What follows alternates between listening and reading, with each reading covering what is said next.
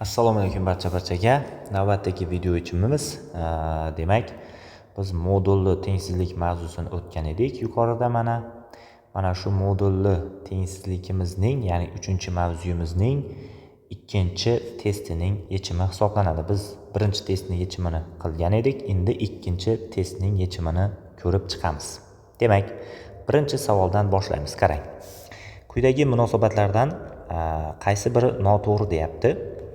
Xo'sh, modul ostida a ning kvadratiga b ning kvadratini qo'shganmiz, a ning kvadratiga b ning kvadratiga qo'shganimizga teng. Bu 100% to'g'ri. Sababi bular ikkalasi ham a yoki b ham manfiy bo'lsa ham, musbat bo'lsa ham uning kvadrati baribir musbat songa teng bo'ladi.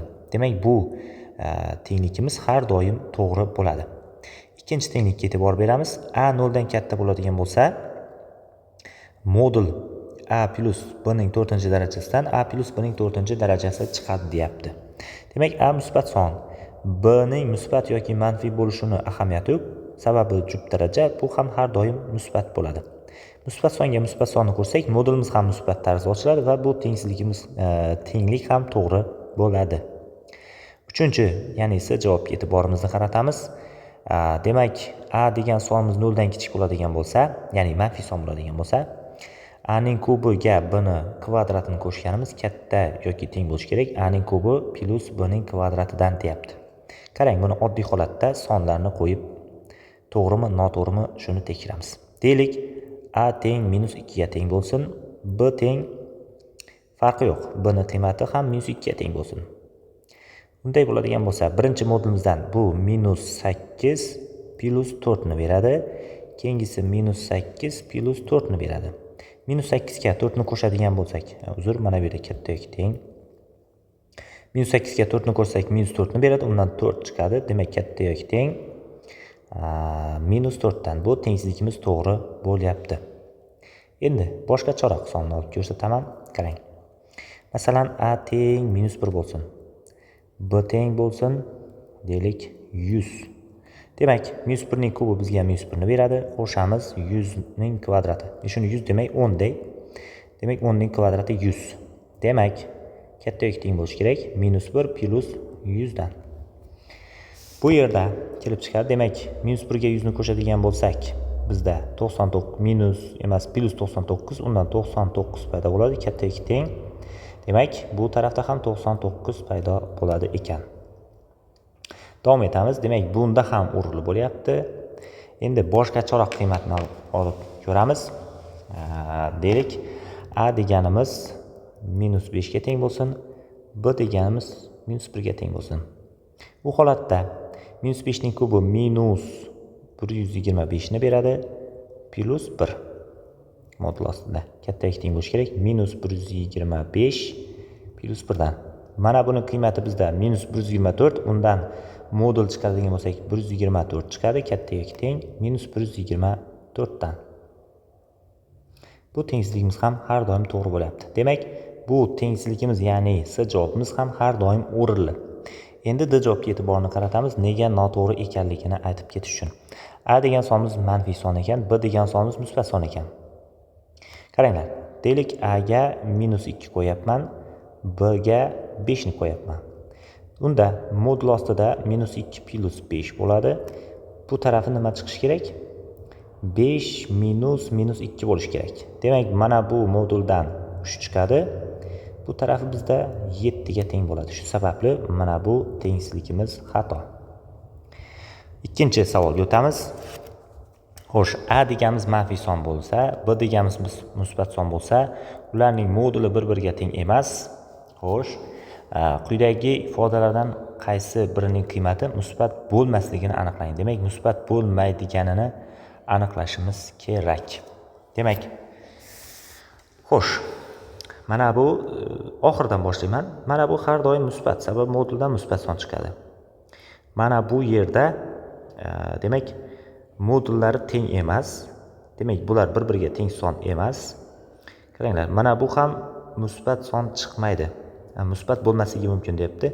Mana bunga e'tibor qarating. Bu a deganimiz manfiy son bo'lsa, bu manfiy bo'ladi. Mana bu har doim uzr, teskari tartib topman. A deganimiz har doim musbat bo'ladi, sababi 0 dan katta. b deganimiz manfiy son, lekin uning kvadrati ham musbat son bo'ladi. Demak, bu ham musbat songa teng bo'ladi. Davom etamiz. A deganimiz a javobiga qarang. A deganimiz 0 dan katta son bo'lsa, deylik 5 bo'lsin. B deganimiz 0 dan kichik son bo'lsa, -2 bo'lsin. Bu har doim musbat songa teng bo'ladi. Har doim bu ham musbat, bu ham musbat, bu ham musbat. Mana bu demak manfiy bo'ladi. Sababi, deylik a ga 1 ni qo'ydingiz. B ga -5 ni qo'ydingiz. 1 ning moduli 1 ga teng, ayrash -5 ning moduli 5 ga teng, ayrima -4 ga teng bo'ladi. Musbat bo'lmaydi. Demak, javobimiz C javob bo'lar ekan. 3-chi misolimizga o'tamiz. Tengsizlikni yeching debdi. Xo'p, yechimini qilamiz. Buni oraliq usulda yechib olamiz. Nechta musbat yechimga deyapti?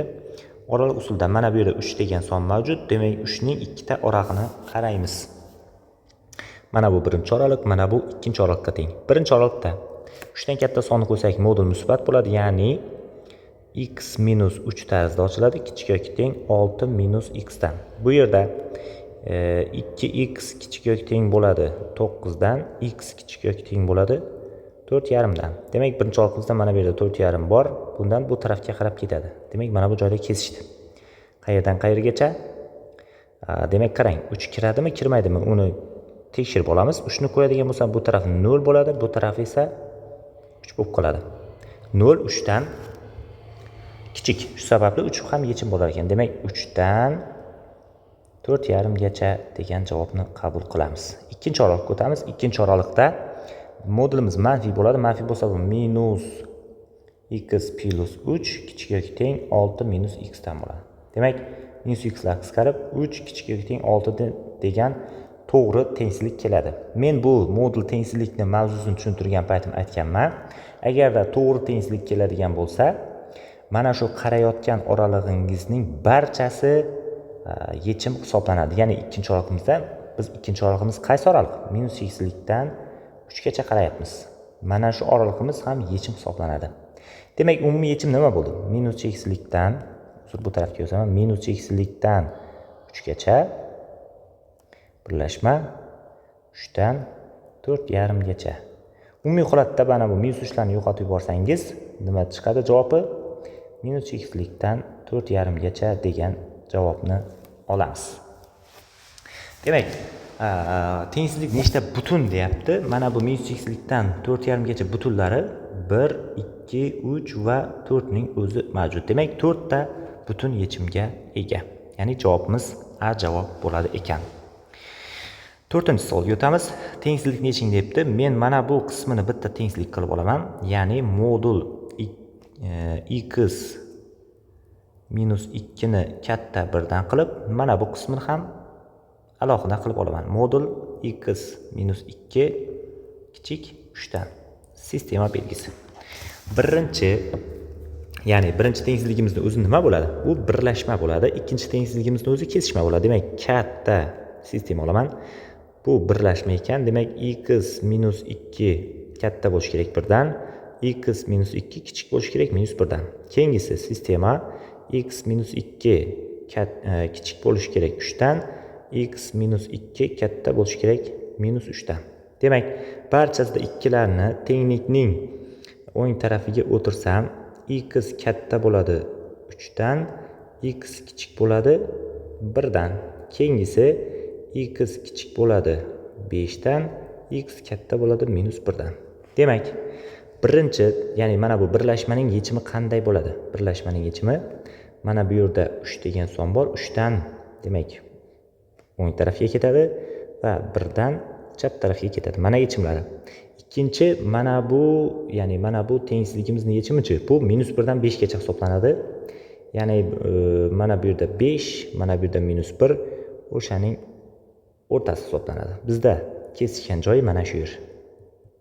Demak, yechim bo'ladi ekan -1 dan 1 gacha birlashma 3 dan 5 gacha degan javob bo'ladi ekan. Ya'ni A javob bo'ladi ekan.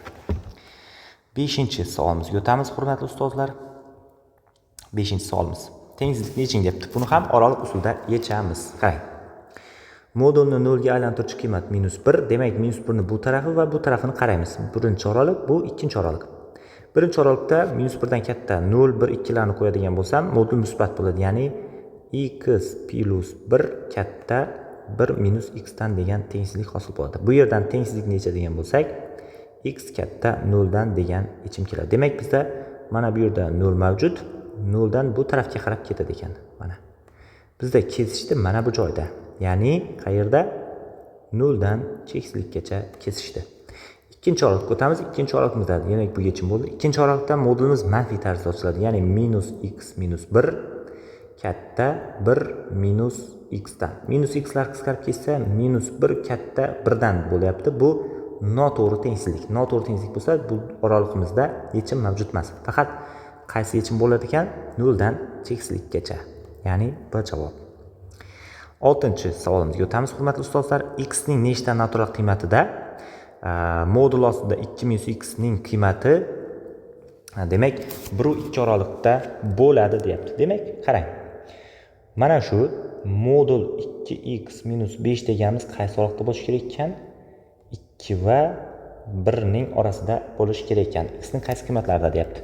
Buni boya ishlaganimizdek katta sistema olamiz. Demak, mana buni bitta qism qilib oladigan bo'lsam, modul 2x minus 5 katta yoki teng bo'lishi kerak 1 dan. Ikkinchi qismini, ya'ni mana bu qismini oladigan bo'lsam, modul 2x minus 5 kichik yoki teng 2 dan. Birinchi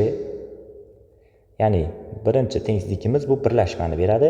Ya'ni 2x minus 5 katta yoki teng 1 dan, keyingisi 2x minus 5 kichik yoki teng minus 1 dan.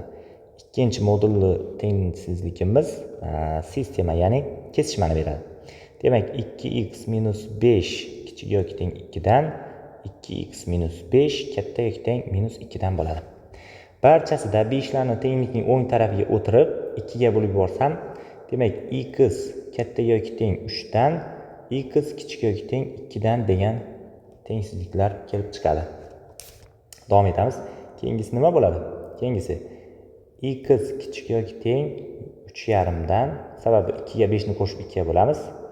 Keyingisi x katta yoki teng 1,5 dan, minus 2 ga, to'g'ri, minus 2 ga 5 ni qo'shsak 3, 2 ga bo'lsak 1,5. Demak, sonlar o'qimsamiz. Birinchi birlashmamiz qayer bo'ladi? 3 dan bu tarafi, 2 dan bu tarafi bo'ladi. Keyingi mana buning yechimi 3,5 dan 1,5 gacha. Ya'ni mana bu yerda 3,5, mana bu yerda 1,5. Shuning o'rtasi. Mana shu joy va mana shu joylar yechim bo'ladi. Ya'ni yechimimiz nima bo'ldi? 1,5 dan 2 gacha birlashma 3 dan 3,5 gacha bo'lyapti mana. Demak, nechta natural qiymati deyapti? 1,5 dan 2 gacha 2 ning o'zi bor. 3 dan 3,5 gacha 3 ning o'zi bor. Ya'ni bular butun bo'lishi kerak natural bo'lish uchun. Xo'sh, bizda ikkita bo'lyapti. Demak, javobimiz ham C javob bo'ladi ekan. Davom etamiz, hurmatli ustozlar.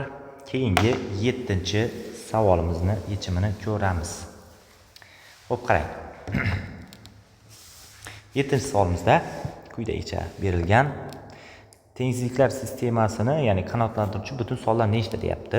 Demak, katta sistema olamiz. Hozir bir daqiqa. Katta sistema olamiz. Demak, qarang. Birinchi mana bu tengsizligimiz bizda nimani beryapti? Kesishmani beryapti. Kesishmani bergan bo'lsa, demak, kesishma 2x minus 1 kichik 9 dan, 2x minus 1 katta minus 9 dan. Keyingisi bizga birlashmani beradi. Demak, 4x plus 3 katta yoki teng 9 dan, 4x plus 3 kichik yoki teng minus 9 dan. Davom etamiz. Xo'p, qarang. Barchasida mana bu sonlarni tenglikning narigi tarafiga o'tirib, ya'ni tengsizliklarni yechib chiqamiz. Birinchi tengsizligimizda chiqadi x kichik 5 dan degan. Ikkinchi tengsizlikda chiqadi x katta minus 4 dan degan. Keyingisiga o'tamiz. Keyingisida x katta yoki teng bo'ladi. Ya'ni 6 taqsim 4 bu 1,5. Keyingisi bo'ladi x kichik yoki teng minus 3 dan degan. Mana. Demak, davom etamiz. Sonlar o'qimchisi bo'lamiz. Mana sonlar o'qi. Birinchi sistemamizning yechimi mana bu yerda 5, mana bu yerda minus 4. O'shaning o'rtasi hisoblanadi.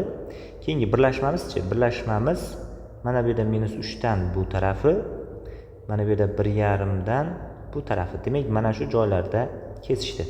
Demak, yechimimiz nima bo'lyapti? Minus 4 dan minus 3 gacha minus 3 kiradi. Birlashma 1,5 dan 5 gacha. Mana. Shu oraliqdagi butun sonlarimiz, ya'ni qaysilar butun sonlar? Mana bu birinchi oraliqimizda minus 3 ning o'zi mavjud. Ikkinchi oraliqda 2 bor, 3 bor, 4 bor. Mana. Demak, 4 ta butun sonimiz tengsizlikning yechimi bo'ladi ekan. Ya'ni javob A bo'ladi ekan. 8-savolga e'tiborimizni qaratamiz. Tengsizlikning butun yechimlari yig'indisini toping deyapti. Qarang. Buni ishlashdan avval birozgina soddaroq qilib olamiz. Qarang. Mana bundan biz 3 ni chiqarib yuborsak bo'ladi. Qarang, 3 ni chiqardim. Modul ostida modul ostida x minus 3 qoldi. Mahrajdan 5 ni ham bemalol moduldan chiqarib yuborsak bo'ladi. Plus bu yerda ham x minus 3 qolyapti. Mahraji 2 ga teng. Kichik yoki teng 2,8 dan. Demak, bularni umum mahrajga berib, ya'ni mahrajga keltirib, mahrajlarni tashlab yuboramiz. Xo'sh, bunga 2 dan beraman, bunga 5 dan beraman, bunga 10 dan beraman. Demak, bizda 2 ni 3 ga ko'paytsak 6 va mana bu 5 ni ham qo'shsak 10 bitta bo'ladi. 10 bitta modul x minus 3 kichik yoki teng bu 28 ga teng bo'ladi. Demak, 11 ni ham bo'lib yuboradigan bo'lsam, modul x minus 3 kichik yoki teng 28 taqsim 11 dan. Buni o'zi nimaga teng? Bu kesishmaga teng. Demak, kesishma qilib olamiz. X minus 3 kichik yoki teng bo'lishi kerak 28 taqsim 11 dan. Keyingisi x minus 3 katta yoki teng bo'lishi kerak minus 28 taqsim 11 dan. Tengsizliklarni yechadigan bo'lsak, ya'ni 3 larni bu tarafga o'tirib yuboradigan bo'lsam, x kichik yoki teng bo'ladi. Demak, 28 ga 33 ni qo'shamiz. Sababi 3 plus bo'lib o'tadi. Bu 61 ga teng, ya'ni 61 taqsim 11. Keyingisi x katta yoki teng bo'lishi kerak. Minus 28 ga 33 ni qo'shadigan bo'lsak, bu 5 ga teng bo'ladi. 5 taqsim 11. Demak, bularning kesishmasi qayerda bo'ladi? 5 taqsim 11 dan 61 taqsim 11 gacha. Mana shu oraliqdagi butun sonlar, ya'ni butun yechimlar yig'indisini deyapti. Butun yechimlar yig'indisi 0, uzun 0 debman. 1, 2, 3, 4 va 5 ta tugaydi. Sababi 61 ni 11 ga bo'lsak 5 dan sal kattaroq son bo'ladi. 5 ta tugaydi butunlari. Demak, 1 dan 5 gacha yig'indi bizda nechiga teng? 15 ga teng bo'ladi. Demak, javobimiz A javob bo'ladi ekan. Xo'p, 9-savol. Quyidagi chizmada qaysi tengsizlikning yechimi berilgan deyapti. Demak, bizda yechim qayerda bo'lishi kerak? Minus 2 dan 0 gacha birlashma 2 dan 4 gacha degan yechim bo'lishi kerak. Mana shu yechim chiqishi kerak. Xo'p, savolga qaraymiz. Qarang. Birinchi modulni qarasak, mana bu qismi bizga kerak yo'q. X o'rniga xohlagan qiymatni qo'ysak, u minus 2 dan katta. Mana bu qismiga e'tiborimizni beramiz. Bu qismi, ya'ni modul x kichik yoki teng 4 dan bu kesishmani beradi. Ya'ni buni osonroq yo'li kesishma bo'lsa bunday qiling. Minus 4 dan katta yoki teng x kichik yoki teng 4 dan deb ketavering. Kesishmasi, ya'ni minus 4 dan 4 gacha chiqadi. Bizda qaysi chiqishi kerak? Minus 2 dan 0 gacha, 2 dan 4 gacha chiqishi kerak. Ikkinchi B javobga e'tiborimizni qaratamiz. B javobda. Demak, mana buni o'zini oladigan bo'lsam, ya'ni modul x plus 1 katta yoki teng 1 dan, keyingisi modul x plus 1 kichik yoki teng 3 dan. Kesishma. Birinchini o'zi nima bo'ladi? Birlashma bo'ladi. Demak, x plus 1 katta yoki teng bo'lishi kerak 1 dan, x plus 1 kichik yoki teng bo'lishi kerak minus 1 dan. Keyingisi kesishma bo'ladi. X plus 1 kichik yoki teng 3 dan, x plus 1 katta yoki teng minus 3 dan. Barchasida birlarni tenglikning narigi tarafiga o'tirib borsam, birlashma x katta yoki teng 0 dan x kichik yoki teng -2 dan. Keyingisi bo'ladi x kichik yoki teng 2 dan x katta yoki teng -4 dan degan yechimlar kelib chiqadi. Demak, qarang. Bularni kesishmasi qayerda bo'ladi? Mana bu birlashmamiz 0 dan bu tarafi va -2 dan bu tarafi va 0 dan bu tarafi bo'ladi. Keyingisi esa mana bu joyda, ya'ni bu tarafda bo'ladi ekan. -4 dan 2 gacha mana shu oraliqda bo'ladi ekan. Bu javob demak nimaga teng? -4 dan -2 gacha birlashma 0 dan 2 gacha degan bo'ladi ekan. Demak, bizda ko'zlangan natijamizga erishmadik. Demak, bu ham javob emas ekan. Ya'ni bu javob ham xato. Mana bu ham xato bo'lyapti. Endi buni o'chirib tashlayman, menga keragi yo'q. Yechim chiqmadi. Endi javobni tekshirib ko'ramiz. Javob. Bu xato bo'ldi, bu ham xato bo'ldi. Javobda qarang. Mana buni yana ikkita bo'lakka bo'lib olsam, modul x katta yoki teng bo'lishi kerak 2 dan, modul x kichik yoki teng bo'lishi 4 dan. Sistema. Birinchisi birlashmani beradi. Sistema x katta yoki teng -2 dan, 2 dan x kichik yoki teng -2 dan. Keyingisichi sistema x kichik yoki teng 4 dan, x katta yoki teng -4 dan. Demak, bularning kesishmasi qayer bo'ladi? Birinchi birlashmamiz 2 dan bu tarafi, -2 dan bu tarafi. Keyingi -4 dan 4 gacha bo'lgan 4, mana bu yerda -4. Mana. Demak, javobimiz qayerdan qayergacha? -4 dan 2 gacha, 2 dan 4 gacha bo'lyapti. Demak, bizda ko'zlangan javob chiqmadi. Demak, javobimiz aniq. Javob ishlab o'tirishim shart emas. Tekshirib. 10-savolga o'tamiz. Tengsizlikning butun yechimlari nechta deyapti? Xo'p, qarang. Yana o'sha biz bilgan usul, ya'ni birinchi tengsizligimizni yozamiz. Modul x plus 1 katta 3 dan, keyingisi modul x plus 1 kichik 7 dan. Birinchi nima bo'lar edi? Birinchisi birlashma bo'lar edi. Demak, birlashma x plus 1 katta 3 dan, x plus 1 kichik -3 dan. Keyingisi sistema bo'ladi. X plus 1 kichik 7 dan, x plus 1 katta -7 dan. Demak, bu yerdan birlamani tenglikning narigi tarafiga o'tirsak, x katta 2 dan, x kichik -4 dan degan birlashma keladi. Keyingisida x kichik 6 dan, x katta -8 dan degan kesishma keladi. Bularning yechimi qayer bo'ladi? Sonlar o'qini pastdan chizaman, kattaroq qilib, mana sonlar o'qi. Demak, birinchi birlashmani yozadigan bo'lsam, mana bu yerda 2 mavjud, 2 dan bu tarafi va -4 dan bu tarafi. Keyingisi 6 dan 8 gacha bo'lishi kerak ekan. Demak, mana bu yerda -8, mana bu yerda 6. Mana shu kesishgan joylar yechim bo'lyapti. Demak, -8 dan -4 gacha birlashma 2 dan 6 gacha bo'lyapti. Tengsizlikning butun yechimlari nechta deyapti? -8 dan -4 gacha -7 mavjud, -6 mavjud, -5 mavjud, -4 mavjud emas. U kirmaydi javobga. 2 dan 6 gacha 3, 4, 5. Demak, 6 ta butun yechimga ega ekan. Ya'ni javobimiz D bo'ladi ekan. Keyingi 11-savolga e'tiborimizni qaratamiz. Farruh qo'lidagi bir qop unni ko'rsatilganidek 3 qopga bo'lib soldi. Demak, 3 qopga bo'lib solgan.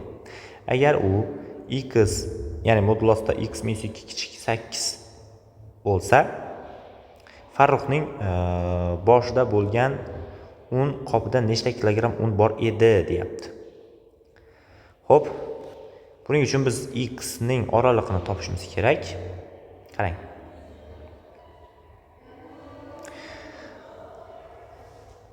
Dastlab mana bu modul tengsizligimizni yechib olamiz.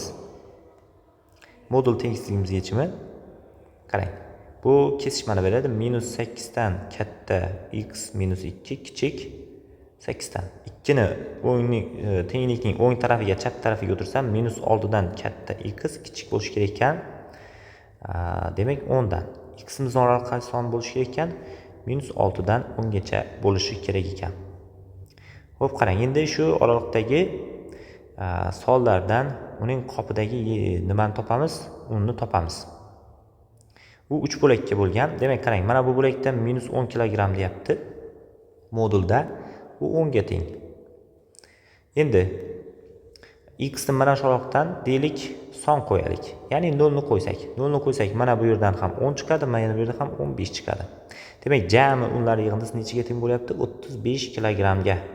Endi qarang, boshqa sonni qo'yib tekshiramiz. Deylik x'imiz 5 bo'lsin. 5 bo'ladigan bo'lsa, mana buni o'chiraman. Xo'p, 5 bo'ladigan bo'lsa nima bo'ladi? Ya'ni mana bu oraliqdan 5 ni qo'yapman. 5 ni qo'yadigan bo'lsam, mana bu yerdan 5 chiqadi, mana bu yerdan yana 10, mana bu yerdan 20. Buni qo'shadigan qo'shib chiqsak, baribir 35 kg chiqib keladi. Demak, bizda unimizni jami kilosi 35 kg ekan. Davom etamiz. 12-savol. Xo'sh, mana shu tengsizlik va mana bu tenglama berilgan bo'lsa, y ning butun qiymatlari yig'indisini toping deyapti. Qarang, men dastlab bunday qilib olaman. Bu yerdan y ni topadigan bo'lsam, bu 3 - x ga teng bo'ladi. Endi men x ning oralig'ini mana bundan foydalanib topaman. Bu kesishma beradi, ya'ni -3 dan katta yoki teng x - 1, kichik yoki teng nechidan? 3 dan. 1 ni o'ng tarafga ham chap tarafga o'tsam, -2 dan katta yoki teng x, kichik yoki teng 4 dan.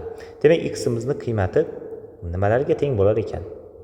-2 ga, -1 ga, 0 ga, 1 ga, 2 ga, 3 ga, 4 ga teng bo'lar ekan. Y ning qiymatlarichi? -2 ni qo'yadigan bo'lsam 5 ga teng bo'ladi. -1 ni qo'yadigan bo'lsam, ya'ni x o'rniga qo'yapman qiymatlarni. -1 ni qo'ysam 4 ga teng bo'ladi. 0 ni qo'ysam 3 ga teng bo'ladi. 1 ni qo'ysam 2 ga teng bo'ladi. 2 ni qo'ysam 1 ga teng bo'ladi. 3 ni qo'ysam 0 ga teng bo'ladi. 4 ni qo'ysam -1 ga teng bo'ladi. Mana shularning yig'indisini so'rayapti. Bizda -1 va 1 yo'q bo'lib ketadi. 5, 4, 3, 2 bularning yig'indisi bizga 14 ni beradi. Demak, javobimiz 14 ekan. Keyingi 13-savolga o'tamiz. Tengsizlikning natural yechimlari yig'indisini toping deyapti. Demak, natural yechimlar yig'indisini topishimiz kerak. Oraliqlar usulidan foydalanamiz. Qarang.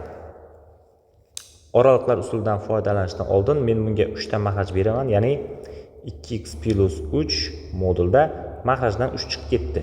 Katta yoki teng x dan. 3 ni ko'paytirib yuborsam, demak, qanday tengsizlik keladi? Bu tarafga yozaman. 2x + 3 katta yoki teng 3x dan degan tengsizlik kelib chiqadi. Buni oraliqlar usulida yechamiz. Demak, savollar o'qib chiqamiz. Modulni 0 ga aylantiruvchi qiymat -3 taqsim 2 ga teng. Demak, ikkita oraliqqa bo'lamiz. Birinchi oraliq, ikkinchi oraliq. Birinchi oraliqda deylik 0 bor. 0 ni qo'ysam modul musbat bo'ladi, ya'ni birinchi oraliqda 2x + 3 katta yoki teng bo'ladi 3x dan. Bu yerdan 3 katta yoki teng x dan degan tengsizlikni olamiz. Demak, 3 dan mana bu tarafga qarab ketadi ekan. Mana shu joy yechim. Qayerdan qayergacha? Demak, -3 taqsim 2 dan 3 gacha. -3 taqsim 2 o'zi yechimmi? Ha, yechim. Davom etamiz. Ikkinchi oraliqqa o'tamiz. Ikkinchi oraliqda modulimiz manfiy bo'lib ochiladi. Masalan, -100 ni qo'ysak manfiy bo'ladi. Bu degani -2x + 3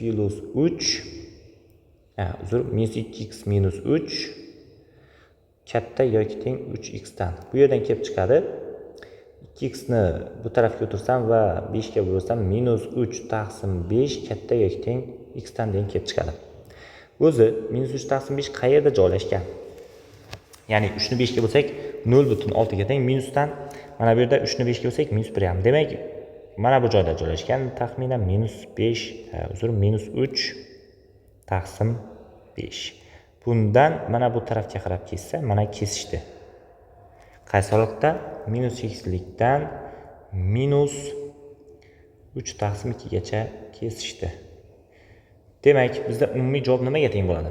Mana bu va mana buning birlashmasi. Uning birlashmasi bizga nimani beradi? -x'likdan, ya'ni -3 taqsim 2 lar yo'q bo'lib ketib 3 gacha degan javobni beradi. Endi Tengsizlikning natural yechimlari yig'indisi deyapti. Bu oraliqda natural yechimlari 1, 2 va 3 mavjud. Bu demak 6 ga teng bo'ladi ekan. Javobimiz A javob bo'lar ekan. Keyingi 14-savolimiz x ning nechta natural qiymatida modulning qiymati 1 va 3 ning orasida bo'ladi. Buni o'zimiz qo'sh tengsizlik ko'rinishida yozib olamiz, ya'ni bunday qilib. 1 dan katta tengini qo'ymaymiz, sababi bu yerda yumaloq qavscha. Demak, modul 3x minus 4 kichikga teng bo'lishi kerak 3 dan. Bunda teng qo'yib olamiz. Bu o'zi nimaga teng edi? Demak, sistema modul 3x minus 4 katta bo'lishi kerak 1 dan, modul 3x minus 4 kichikga teng bo'lishi kerak 3 dan. Birinchi modulimizni o'zi bizga nimani beradi? Birlashmani. Demak, birlashma 3x minus 4 katta 1 dan, 3x minus 4 kichik minus 1 dan. Keyingisi kesishmani beradi. 3x minus 4 kichik yoki teng 3 dan, 3x minus 4 katta yoki teng minus 3 dan. Demak, barcha tengsizliklarni yechib chiqamiz. Ya'ni 4 larni o'ng tarafga o'tirib 3 ga bo'lib chiqamiz. Birlashma birinchidan kelib chiqadi x katta 5 taqsim 3 dan, keyingisida kelib chiqadi x kichik 1 dan. Sistema demak x kichik yoki teng 7 taqsim 3 dan, x katta yoki teng 1 taqsim 3 dan degan tengsizliklar kelib chiqadi. Demak, bularni kesishmasini olamiz. Birinchi birlashmani javoblari, ya'ni mana bu yerda 5 taqsim 3 dan bu tarafi 1 dan bu tarafi bo'ladi. Keyingisi 7 taqsim 3 dan, ya'ni mana bu yerda 7 taqsim 3 dan qayergacha? Mana bu yerdagi 1 taqsim 3 gacha. Ya'ni kesishmasi mana shu yer bo'ladi. Jami kesishgan joy mana bu yer. Demak, javobimiz nima bo'lyapti? 1 taqsim 3 dan 1 taqsim 3 kiradi ekan. 1 taqsim 3 dan 1 gacha 1 kirmaydi, birlashma. Demak, 5 taqsim 3 dan 7 taqsim 3 gacha bo'ladi. Demak, x ning nechta natural qiymatida deyapti. 1 taqsim 3 dan 1 gacha bizda natural son mavjud emas.